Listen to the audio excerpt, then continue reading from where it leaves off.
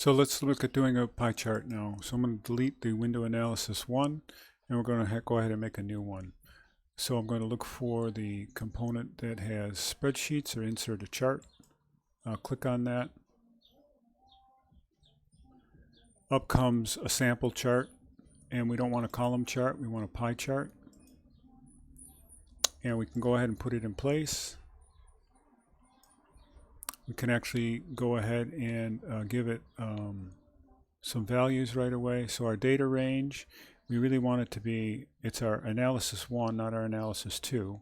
So let's go ahead and set this data range. So we're going to go ahead and go from, we're going to delete that one out, and we're going to go, we want our, I'm wondering whether we are using degree days here.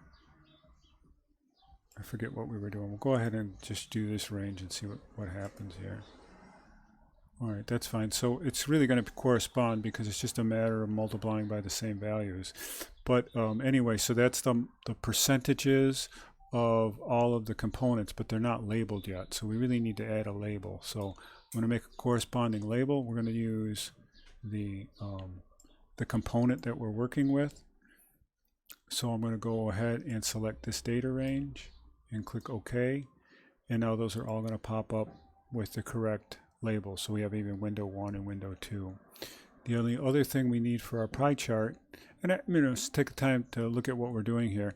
We've got a pie chart that shows that a poor performing window takes up a larger percentage of the total consumption of the building, and that's true.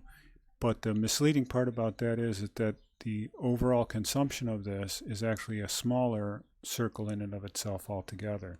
So it's a little hard to read. It looks like these two are both consuming the same amounts of energy. I don't know, maybe one is a little different in size. I'm not sure how Google actually applies it to pie chart. So anyway, let's go ahead and customize it by giving it a title. So I think it's charts and axis. We'll give it a chart title, and the title we want it to be is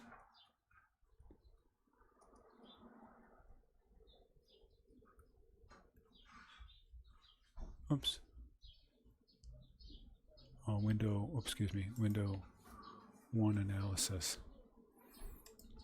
Okay, so that takes care of pie charts. So let's go ahead and delete this bar chart, and we'll make a new one. So we'll go to charts again, and we'll select a bar chart, but it's got no data. So let's go ahead and select the data range, and the data range is 2 different elements. So it's first I-15, and then it's comma, because there's only 2 pieces of data here. And then the next one is, you can't see it, so let's hopefully I can grab it. Oops. So I got N15 and I-15. So I'll go, I-15, comma, N15, and click OK. And there's our 2 pieces of data inserted into that. And we probably wanted a title for that, so I'm not sure what I said in the last one. So let's go ahead and chart title. Oh, chart size, I'm sorry.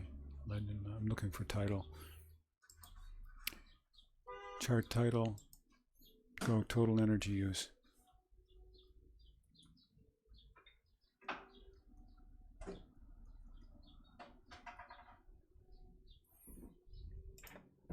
Okay, and I think we can probably resize this so we can make it fit in any area that we want.